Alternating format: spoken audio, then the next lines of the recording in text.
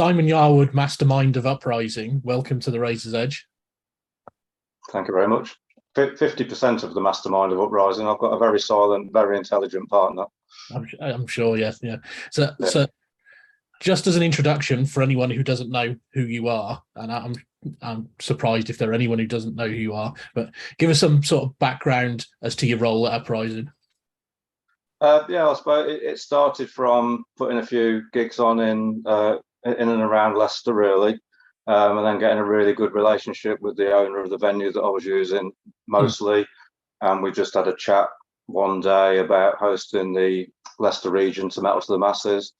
That then turned into where should we host the final, which then became let's do it at De Montfort Hall because it only holds 2,000 people. And let's get some bigger bands in and let's turn it into a big event. And it kind of just conversation grew and grew, and we ended up in 2016 with our first Uprising. Yeah, and yeah, Uprising, a big venue at De Montfort Hall. You're now in obviously the O2 Academy in Leicester as well, instead of De Montfort. Uprising's a 3-day event spanning 2 venues because you use the Firebug as well. So for a newcomer, describe what they can expect from Uprising over the next weekend. I think for most people, it gives you it's the same feeling that you get at an open air festival. You know, when you walk back in the gate and you see people you only see once a year or twice a year. It's like that, but without the rain. Yeah,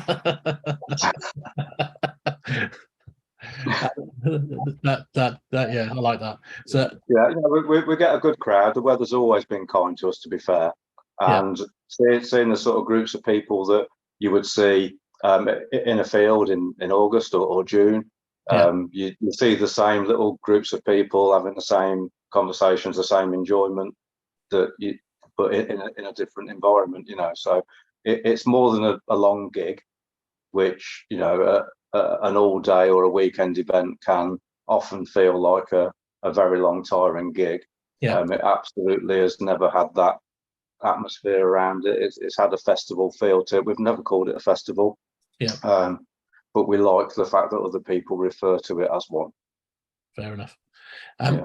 So Uprising was hit pretty hard during the pandemic. So obviously both the last years haven't really happened. You did have this is not an Uprising last year, the smaller event, but you did have main Uprisings. So how difficult was it for you to keep the not festival going over the last 2 years? Yeah, I mean, we made a decision right at the start of the pandemic, really, to not host in 2020. And I think, that was, in retrospect, it was the right decision. You know, watching other events sort of try and then have to stop last minute. So we definitely did the right thing in 2020.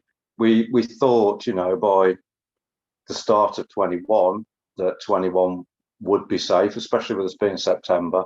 You know, there'd be a lot of events that would have come and gone by then. But as the year went on, it started to look a little bit dubious. You know, people were still very hesitant to leave the house. That there was still a lot of restrictions in place. Even if it was just for travel to get somewhere, you know, let alone the venue when you get there. So we didn't want to do nothing. People had been waiting a long time. So we chatted to a lot of the bands on the bill. We had a little jiggle round with, you know, the weekend, and we still put something on, you know, for people that had held on to a ticket for forever and a day, to be honest, you know. So and that was nice. You know, it was kind of coming out of the summer. There was a little bit more freedom, but again, the bigger events seemed to be struggling at that time. I think again, it was probably the right thing to do. You know, it's just been a roller coaster of decision making, forward planning, really, and we're not alone in that. You know, any type of event, music or otherwise, it's been an absolute nightmare. Yeah, absolutely. So it's another solid lineup you've got booked this year, and you, to be fair, you managed to book solid lineups year in, year out with Uprising. So how hard is it to curate a festival bill? It's difficult when you start because you have to build trust. Yeah. So if you wanted some kind of insight, I guess, if you've got a big agent with a lot of bands, you start off with the bottom tier. Yeah. You know, and they're kind of almost testing the water with you with the lower tier of bands, and year on year you kind of climb that ladder a little bit and gain a little bit more trust. Yeah. Move up to the agent that's got the next tier of bands. Nobody wants to look an idiot in any industry. Yeah. None more so, I guess, than the the metal industry. Nobody wants to put their band on an event that is a hash, that isn't ran properly, that doesn't look after the bands. So you really do have to earn your stripes. To be honest, it's you could have all the money in the world, but without the industry knowing who you are and trusting your ability, the money's irrelevant. You'll never get the booking that you want. So since 2016, we have been just building that trust really with agents, with press as well. Yeah. I've said to Emma, our press lady, even the press currently, I feel, are scared to shout about something because nobody wants egg on the face.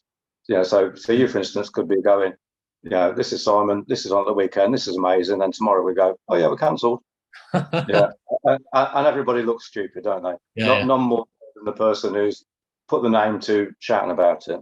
Yeah. So the trust from everybody, from your customers, from the press, from the agents, the bands, it's trust, and you need to be at an event that people trust. Yeah. So when it came to putting the lineup together this year, obviously you've had some acts roll over from the past 2 years, but how do you go about fleshing out that bill? We've always wanted a mix. We've always wanted a mix. We've never really wanted to go, this is a death metal festival, this is a black metal festival, this is a goth festival, or a party rock festival. So we've tried to balance across the weekend really enough of each genre to appeal to a die-hard genre-specific fan, but with enough other things that would perhaps interest them to still make the weekend look viable. So we sort of, each day has to have a little bit of something to appeal. So there's got to be 2 bands on Friday that appeal to somebody. There's got to be, out of the 11 or 12 on the Saturday, there's got to be 5 bands that appeal to you, and a couple that would take a punt on, and again on the Sunday, and then look over the whole weekend and go, well, you know what, I'm going to go to Leicester and spend the weekend there because Friday's a nice night out. There's some good bands on. I want to see most of Saturday, and Sunday's worth hanging around for. You know, so we try different things. We've tried this year maybe going a little bit further with the headliners for the Friday and Sunday than we may have done in the past. To try to make the weekend itself more appealing, rather than just the Saturday or just the Friday or just the Sunday. Fair enough. So it's fun. It's fun. Yeah. So do you have any bucket list bands that you either want to book in the future or you have already booked? Well, there's always bucket list bands, isn't there? I want the legend bands. We've tried every year. We've had Hell, we've had Primordial this year. With Orange Goblin, and I love all those bands. We want Saxon. We want Metallica. We want what everybody else wants. Just like everybody else does, and again, you've got to prove your worth really with the people that look after those bands. So I'm sure in time we'll grow to a level where we can be sat alongside Damnation or those sort of level events. Fair enough. So is there anyone on the bill this year that stands out for you personally? Obviously, I picked mine yesterday, and that you thankfully shared. But is there anyone on the bill for you that stands out? Yeah, well, it's always going to be Cage Fight for me. I think I know Nick anyway, the drummer, so I've known him for years. To see that band come together, and somebody who's from such a technical background to just go, you know what, I'm going to put a band together, and I'm going to enjoy it. I really want to see that. I haven't seen them yet, other than on video, obviously, and that's probably my highlight. Nice to see Famine and Firebug. I think that's going to be nice and groovy and probably quite enjoyable after internal conflict raise the place to the ground in their own way. Sunday, I played years ago with a band called Mordecai. So we've got the reincarnation, in Kane, and I've not seen the guys for years really. So on a personal level, I'll book bands just to get friends back into the room that I haven't seen for a long time. But yeah, Saturday cage fight is probably a personal highlight for me. So hopefully I'll get 10 minutes in the room while they're playing without something dragging me away. Orange Goblin, I've played with them in the past. They're always good fun, whether it's on stage or in the dressing room. They're just good people to be around, and to host them, is nice. Enforced again, to grab a band from the USA. We've done it in the past with Barbed Wire Dolls. Things fall into line, and it's just nice to be looking for a band when they're looking for a gap to fill, and be able to be the person that fills that gap. Absolutely. So, for instance, if you were looking to go and see Enforced this year, there's probably 3-4 small venues that they're playing in, or the main stage at the O2 Academy in Leicester. So it's nice to give that band that position, while they're on the tour. And you give them, as an example, as you just said, from a club venue to play in the academy. Exactly. You give them that bigger stage for that one date on the tour, aren't you? And hopefully they appreciate that opportunity as much as we're thankful that we've got them on the bill. So I want to touch on other festivals, and obviously we've seen Manifest fall in recent weeks, and I was hearing rumours at the weekend that Download struggled with ticket sales, and there's similar rumours that Bloodstock are struggling at the moment. So you put out a statement yourself on social media a couple of weeks ago suggesting ticket sale issues, but saying Uprising would go ahead anyway. So how tough has it this year been to sell tickets? I think no different to anybody else. Every sale is a slog. It feels like one at a time, and I'm sure that's the same from Download downwards. And I feel for Manifest, and I feel for all the other events that have had to cancel. I'm not saying that they've cancelled on ticket sales. That isn't what I'm saying. Whatever the reasons may be, and we don't get me wrong. We've spent the last couple of months scratching heads and trying to decide between myself and Matt what the best plan is, and we decided that the best plan is open honesty, and to ride it. Whatever the financial outcome is, that isn't on the customer. It's not a ticket buyer's responsibility. That they're not there. They shouldn't feel any guilt. They shouldn't feel any pressure, or be forced into thinking that they've got to come or buy a ticket. Our job is to let people know that we're here to stay.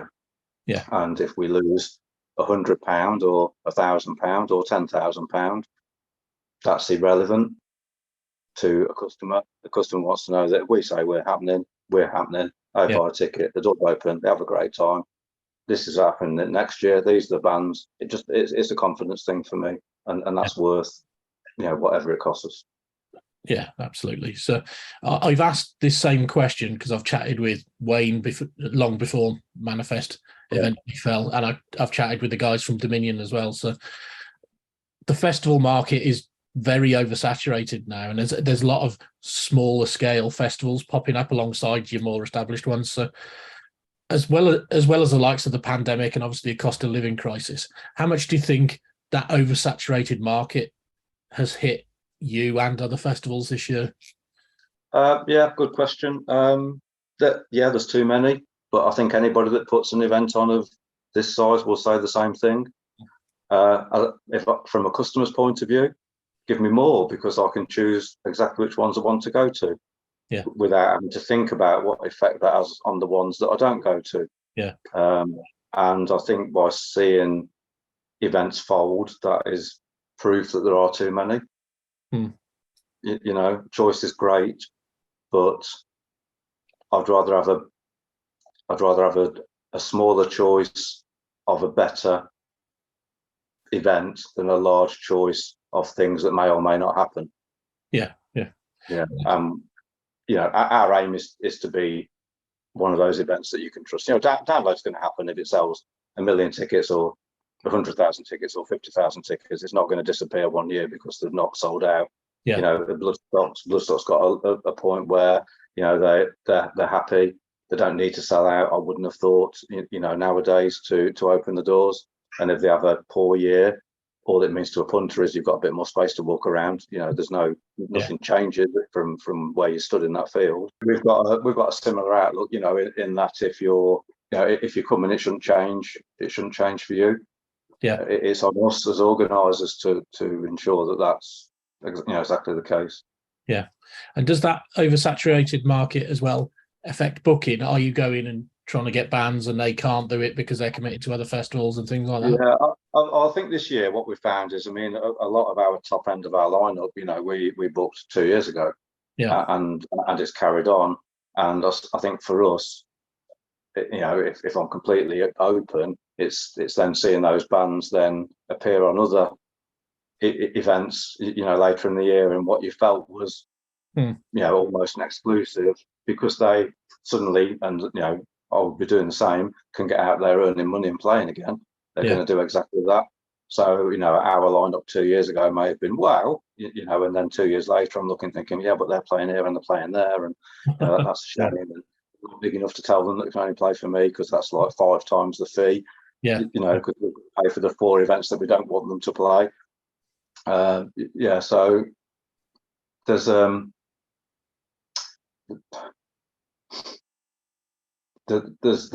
only so many bands, I guess, and if you fill an event with less popular bands, then you sell less tickets. Yeah. So there's always a core of bands that every event organizer is going to want to pick a handful from, and then build around that. You know, so that core is, you know, it's finite, I guess. Yeah. So I talk to a lot of promoters around the country, and it's not just festivals being hit by slow ticket sales, just your normal gigs are as well. And it seems that fans are reluctant to buy tickets until the last minute in case there's a cancellation. But then because of slow ticket sales, bands are pulling out of tours. So what do you think we can do in the current climate to break that cycle? You know, I don't think it's 100% on not buying a ticket in case it cancels, because I mean there's still COVID. Okay, so I could have a ticket for Uprising and test positive on Thursday. Now, would I want to go and mingle with hundreds of people and possibly pass it on? Probably not. Yeah. So I think, you know, yes, I understand it. A lot of people won't buy a ticket until they know 100% that event is going to happen. They don't want to lose the money, or they don't want to have the hassle of getting the money back. I mean, to be fair, the ticketing companies we use, it's an automatic refund. You know, there's no email us and we'll sort it out in a few weeks or 6 months' time. It's cancelled, money back. You know, it's that simple. But there are other things. You know, people do have to make the money go further than they did, you know, a year ago. Everything's changed, and you know, it might be a case of if I haven't got COVID on Thursday and the trains are running, and you know, my bonus came through work and my company hasn't gone bust that I work for, I'll be going to that event at the weekend. Yeah. So I think it's more than just the faith in the event. All we can do is give them the faith in the event, and then let everything else fall into place around it, really. Fair enough. But yeah, every event that cancels, my head just drops into my hands, because I think that's a little bit less faith in ours. You know, well, not just ours, but all the ones that are left that are trying. Yeah, and I suppose events dropping will potentially move punters onto yourself where they were going somewhere else. Not that maybe looking at it like that. But. Yeah, but you know, it's. I'd like to think people still want to get out, you know, and if our doors are open, hopefully they'll come and spend the weekend with us. So away from Uprising itself, you're very heavily involved with Metal to Masses in Leicester, and I'm chatting to Connor from Conjurer on Thursday. So they came through your Metal to the Masses. What does it feel like for you, having sort of nurtured that band early on, to see the success that they're having? Tim, let's be honest, Tim, they didn't need any nurturing, did they?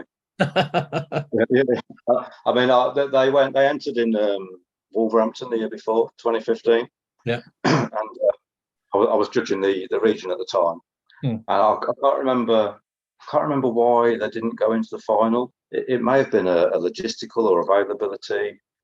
I'm sure it definitely wasn't a judge's decision as to why they didn't make the final. I really can't remember, but yeah, they came to Leicester, you know, the following year, and they just kind of sauntered through the competition, really. Yeah. You know, swinging the sticks and picking a trophy up at the end of it. They were always going to go from strength to strength. It was never not going to happen, you know. And to me, that's still a win for me. Yeah. You know, signing to Nuclear Blast and everything. It's like, well, you know, they did that off walking off the Mount All stage. Yeah. You know, that's the start of the journey almost. So yeah, I'll take a win wherever I can. Hopefully not the last one either, you know. Absolutely. Yeah. So yeah. And will we ever see Conjurer back with yourselves on the Uprising stage? Yeah, I'd like to think so. We have tried to get them back into Leicester a couple of times since. You know, but I mean, the last couple of years have been dead for everybody anyway. But yeah, never say never. I think I think they should come and show us how much they've improved. Yeah. Since then. I think that's plain for everyone to see how good they are at the moment, isn't it? Yeah. Top band. So just before we go, Uprising is just a couple of days away now. Do you want to give the tickets and the festival a plug for anyone who listens on Thursday when we publish this and thinks about coming to the event at the weekend? Yeah, so it looks a bit like this. Look at that look. Does that fill the screen yet? Yeah, that's filled the screen, yeah. Perfect. Yeah, so gigantic.com/uprising-tickets, or just go on gigantic.com and type in Uprising. Tickets will come up. It's 25 quid. 28 bands, Friday at Firebug, Saturday at O2 Academy Leicester, both stages, Sunday at Firebug, upstairs venue and downstairs, so 2 stages running. Loads of friends, loads of people, nice beer, nice food, nice people. Yeah, bargain. Excellent. So, Simon, it's been a pleasure this evening. Thank you for spending some time. Thank you, mate. Thank you very much. Cheers. Right. We'll see you on Saturday. Right. Okay, you will.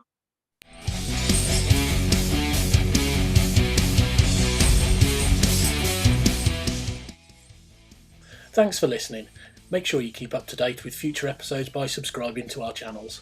For more information on this podcast, or for all the latest music news, reviews, interviews and more, head over to our website, www.therazorsedge.rocks.